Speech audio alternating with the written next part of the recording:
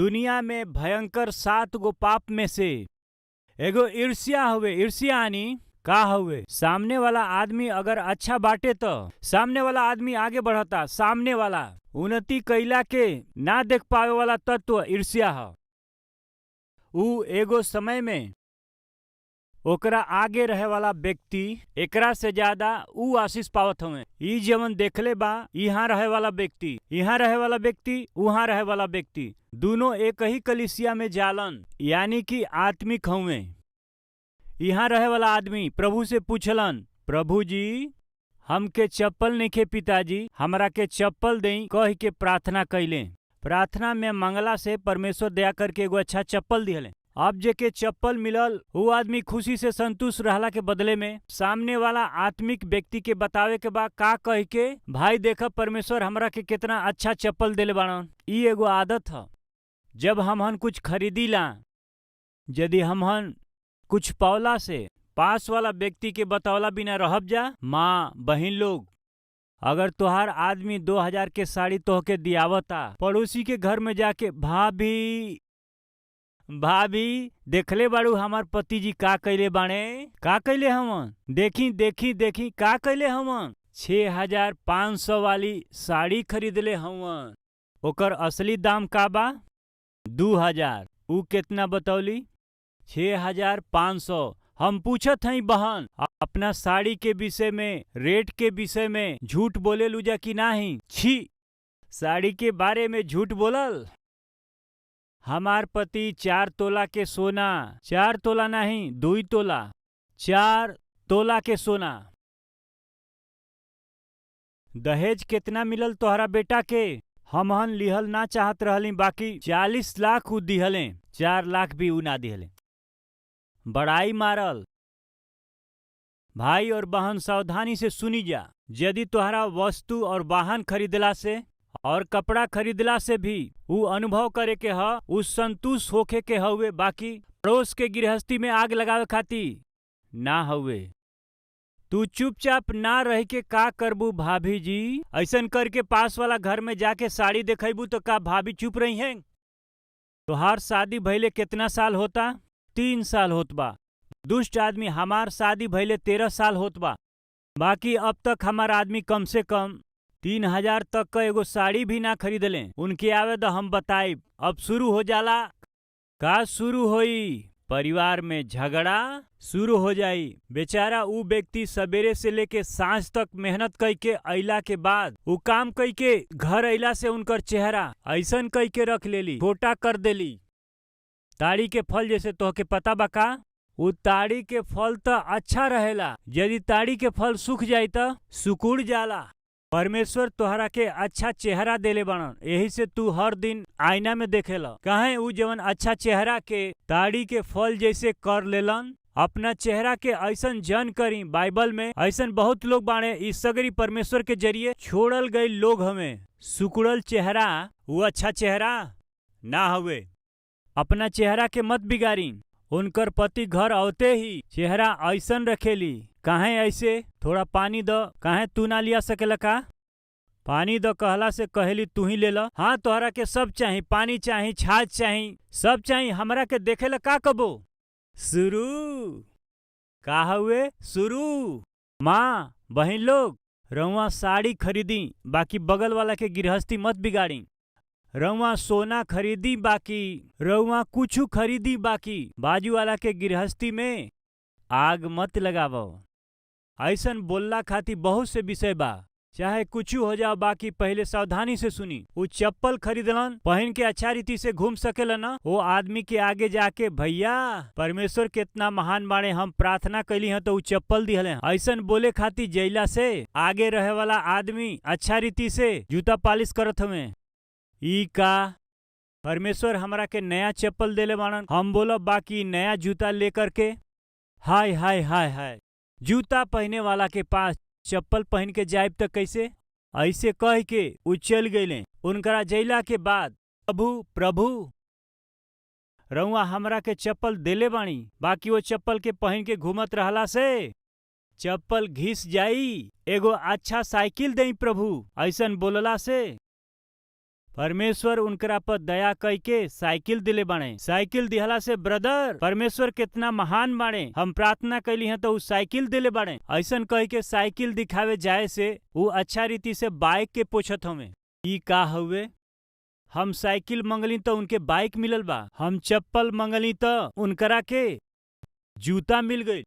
प्रभु जी हमरा के साइकिल दिले बानी और उनकरा के बाइक दिले बानी। ई कहा प्रभु हमरो के उनके जैसे रहे के बा, हमरो के बाइक दे प्रभु। ऐसे वो प्रार्थना कैलन, प्रभु दया करके उनकरा के बाइक दिले। हमरो बाइक हो गई, हम दिखावे खातिर जब जात रहली तो वो परिवार लेके कार में जात रहले, कुछ समझ में ना आइल।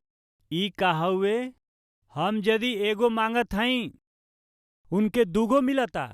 एक दिन वो जाके उनकरा बढ़ोतरी के ना देख पाके, उनकर पावल गईल आशीष के ना देख पावत हमें, जाके घुटना टेक के प्रभु हमरा के दूगो आंख रउआ काहे देले बानी, दूगो आंख हमरा के जरूरी बाका, जरूरी नइखे प्रभु, एगो आंख रखी एगो निकाल देई। ऐसे ही उ प्रार्थना कैले, परमेश्वर जवाब देत आवत हव न, हमरा के दूगो आंख काहे प्रभु, एगो काफी बा न। ऐसन बोलला से एगो आंख परमेश्वर निकाल दिहले। उ देखले तो उनके नइखे दिखाई देत, प्रभु तू कितना महान बड़ा। प्रार्थना कैला से रुआ आंख निकाल दिहली। ऐसन कह के उ बाहर जाके उनकरा के देख के सामने वाला व्यक्ति के का होखे के बा, उनकर दूगो आंख जाए के बा। देखली है ना ई कैसे सोचत हमें, उनकर एगो आंख जाई तो उनकर दूगो आंख जाई। वो बाहर आके ब्रदर कहला से वो अच्छी तरह से पेपर पढ़त हमें। वो अंदर जाके ई का हो प्रभु, ई का ना इंसाफी है प्रभु, हम एगो मंगली उनकरा के दूगो दिहल, हमारे एगो आंख जैला से उनकर दूगो जाए के चाही न। सुनी जा, तोहरा जैसे सोचे वाला परमेश्वर बिल्कुल ना हमें। आदमी के जवन ईर्ष्या बा वो उनकरा के नाश लेके आवेला। एगो आदमी आगे वाला के उन्नति के, आगे वाला आदमी के जवन आशीष के, आगे वाला आदमी के पावे वाला आशीष के देख आनंदित भइला के बदले ऐसन रोए वाला जवन आदमीन के परमेश्वर दया ना करी है। ए विषय के जन भूली, या ऊ आदमी जवन आशीष पौले बाणे अनुभव ना कर पाई है मत भूली। सुनी, बाइबल में देखे के आदम और हवा के दूगो बेटा हवे, एगो का नाम कैन हवे और दूसरा के नाम हाबिल हवे। कैन और हाबिल दोनों ही परमेश्वर के पास अर्पण लेके आयल बाणे। बाइबल कहेले प्रभु हाबिल के स्वीकार कैले बाणन, हाबिल के अर्पण के स्वीकार कैले बाणन। समझ ले जा, परमेश्वर सबसे पहले एगो व्यक्ति के स्वीकार करेलन, एगो आदमी के स्वीकार ना करके उनकरा अर्पण के भी ना स्वीकार करेलन। परमेश्वर हाबिल के और हाबिल के चढ़ावा के कबूल कैले बाणन, बाकी परमेश्वर कैन के कबूल नइखन कैले। कैन के जवन मन रहे उ ठीक ना रहे। सुनी जा, जब रउआ परमेश्वर के सामने अर्पण ले आइला, भेंट लियला पर, दसवांश दिहला पर, सवाल हमहन के दसवांश देत हई जा कि नइखिन जा देत। हाथ उठावे बोलला से मुश्किल होई शायद।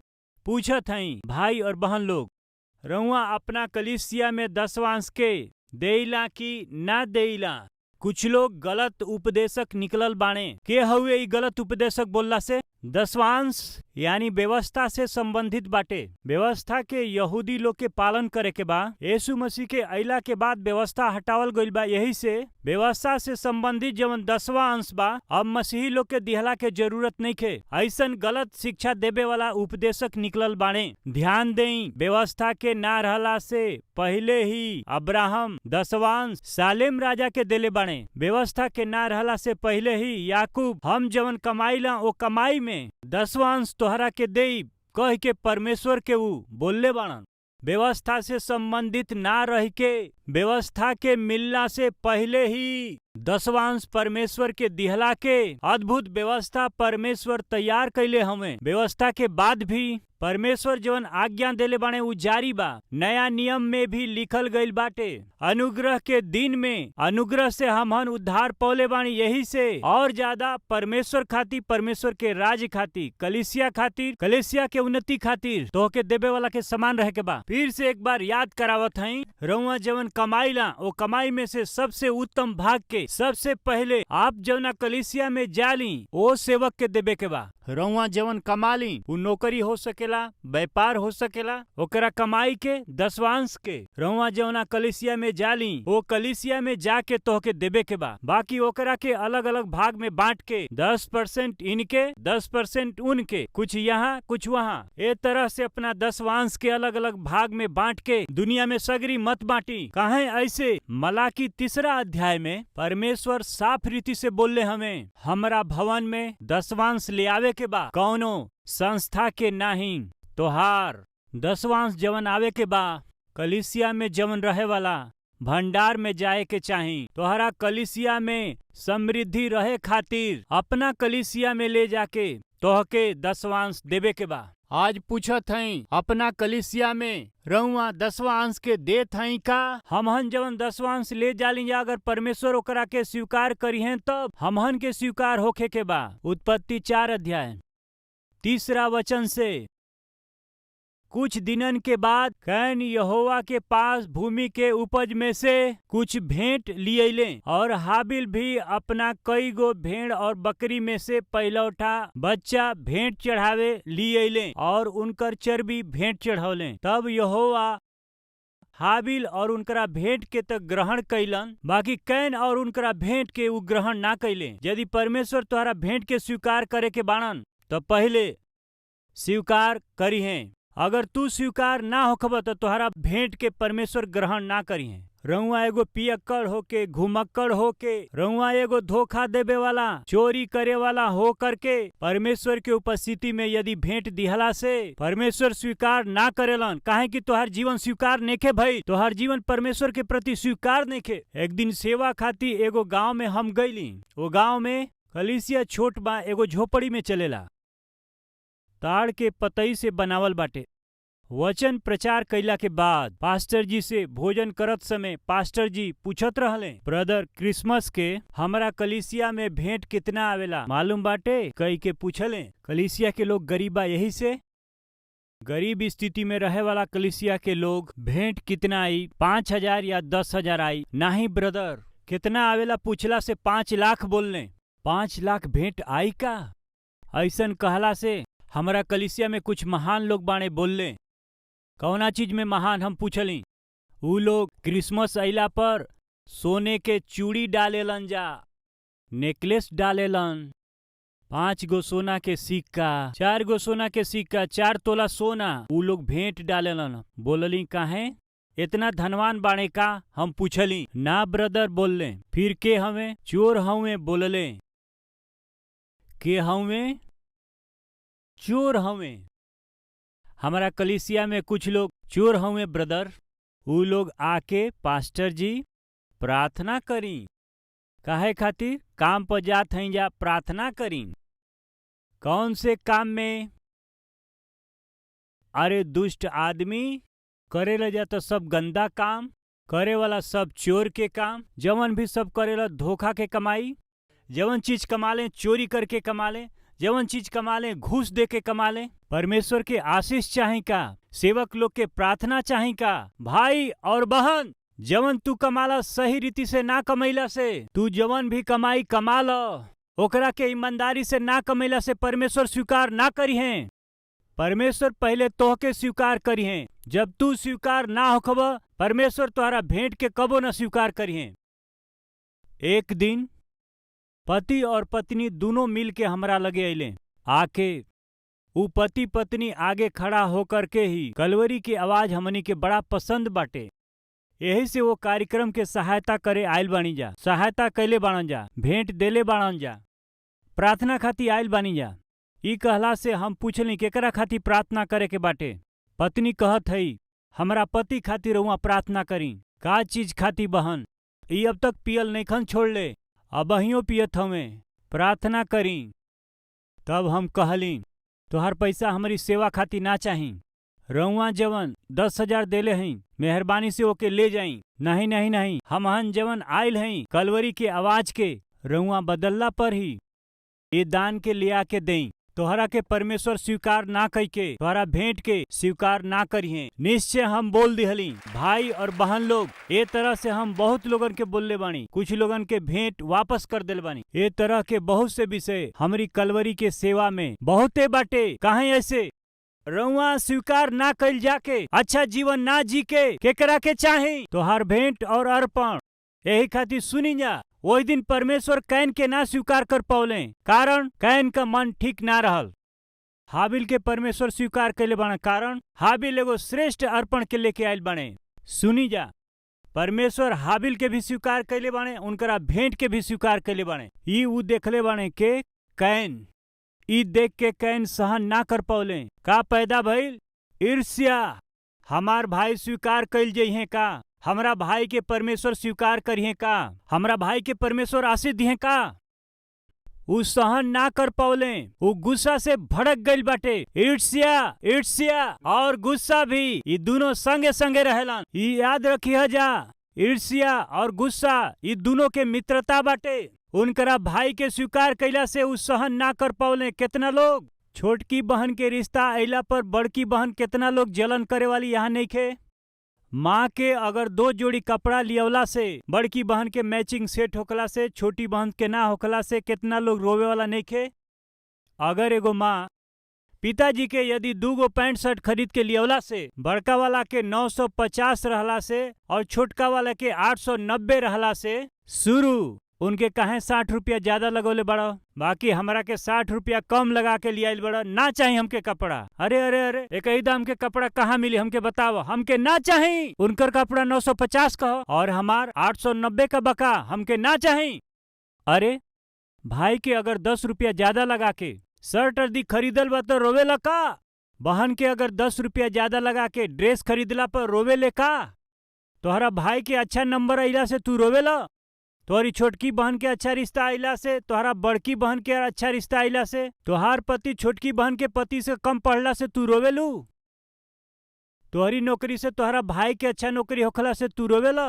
तू जौना घर में रहेला, पास वाला रहे वाला घर में लड़का के नौकरी मिलला से तू रोवेला? उनकरा कार खरीदला से तू रोवेला? उनकरा बाइक खरीदला से रोवेला? ई कहा ईर्ष्या करे वाला के संतोष ना रही। बगल वाला के यदि आशीष मिली, वो खुशी से ना रह सकेलन। अपना भाई के परमेश्वर के जरिए स्वीकार कल गेला से सह ना पौले कैन, फिर का कैले? उनकर हत्या कर दिहले। बाका ऐसन लोग कौनो सेवक आशीष पौला से, कौनो कलीसिया के उन्नति पौला से, सेवा आगे बढ़ला से देख के खुश होके, प्रभु हमरा पास रहे वाला सेवक के कितना आशीष देत हई। 5 साल पहले वो हमरे सामने अइलन, 10 साल पहले अइलन, आज हमरा से भी अच्छा सेवा करता। प्रभु और शक्ति से उनके उपयोग करी। ऐसन प्रार्थना के लिए कितना दिन भइल। कौनो सेवक के इस्तेमाल भइला से, कौनो सेवक के आगे बढ़ला से खुशी से ना रहे वाला कितना लोग नहीं खे। एक दिन एगो कलिसिया के गइल हई, वो कलिसिया में उपदेश देले हई। उपदेश के बाद हम दोनों लोग साथे रहली। वो कलिसिया के एगो व्यक्ति आके सतीश कुमार जी कितना अच्छा वचन उपदेश कैली हैं, कह के वो हाथ मिलौले। हमके जौन बुलौले रहलन सेवक देखत रहले, उतने ही वो हमके फिर ना बुलौले। फिर वो हमके कबो ना बुलौले। आहा, ई हमरा सामने ही इनकर तारीफ कैले बाणे। ईर्ष्या, सेवा में ईर्ष्या, नौकरी में ईर्ष्या, परिवार में ईर्ष्या, पढ़ाई में ईर्ष्या, व्यापार में केहू के लाभ अइला से ईर्ष्या।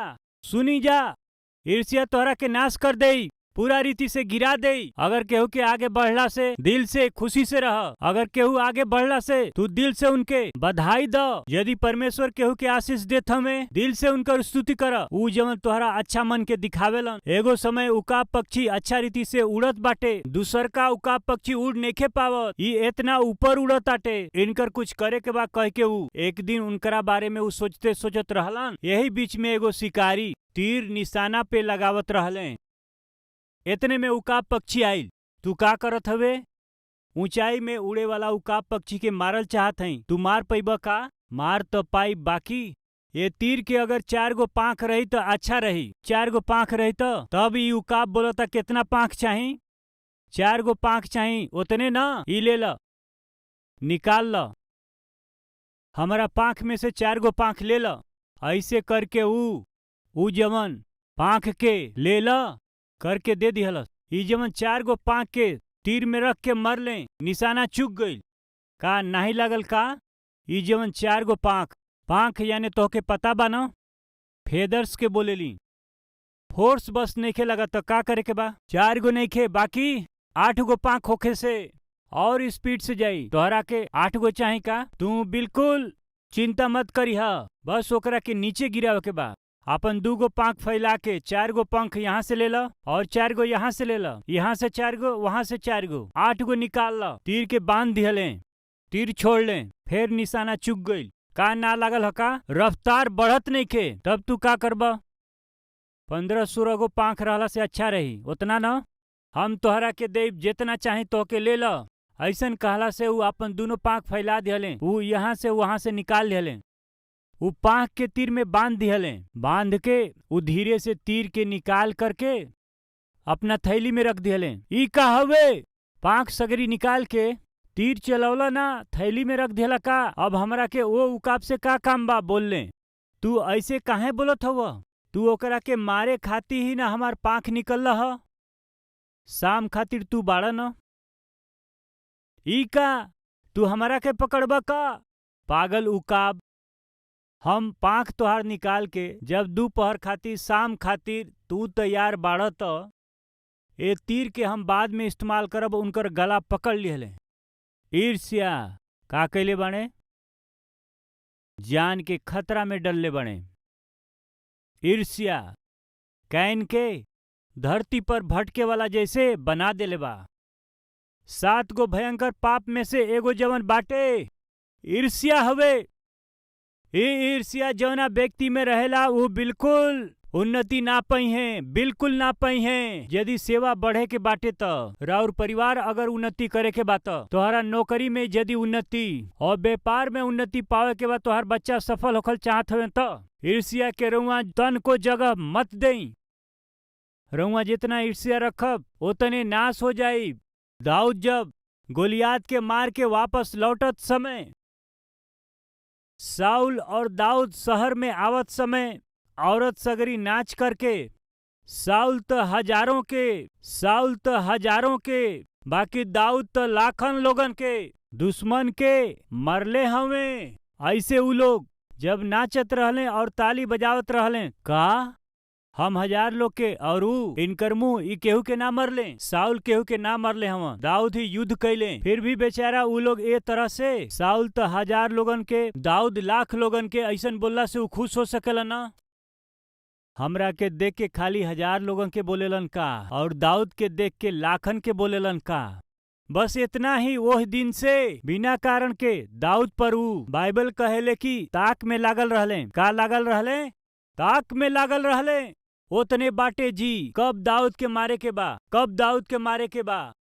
एगो आदमी के आशीष पौला से तू देख ही ना पावेला, एगो आदमी के तारीफ कैला से तू सही ना पावेला, एगो आदमी अगर आगे बढ़ला से तू सहन नहीं कर पावत। सावधान। साउल ईर्ष्या से भरल रहले, परमेश्वर के जरिए आशीष पावे वाला दाऊद के स्वीकार ना कर पौले और ऊपर से मारे के बाटे कई के ऐसे ही ऊ भाला फेंकले।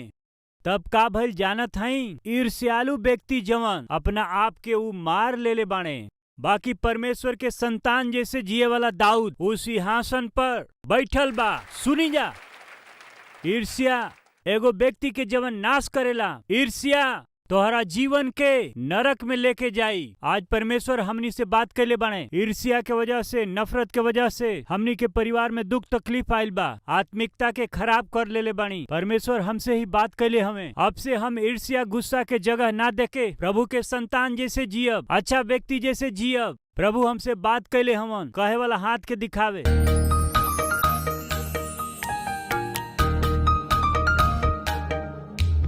कम से कम आज से ईर्ष्या और डाह से ना रह करके, सामने वाला के उन्नति के देख के ना रोके, संतोष कैला के अच्छा मन दें। दया से वैसे ही नफरत करे वाला, डाह करे वाला, मुंह फुलाए वाला तत्व के दूर करके अच्छा से बात कैला के वरदान दे के दया करी।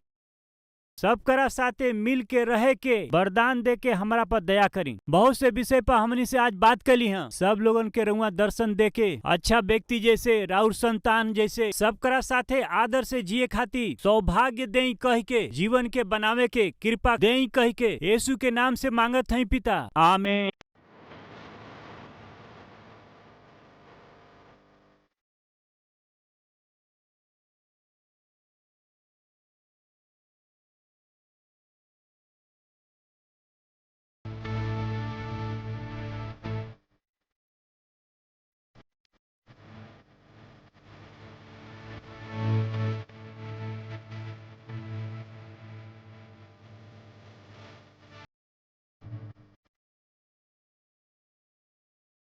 हमार पता बा Calvary, post box number 30, Kukatpally, Hyderabad 72।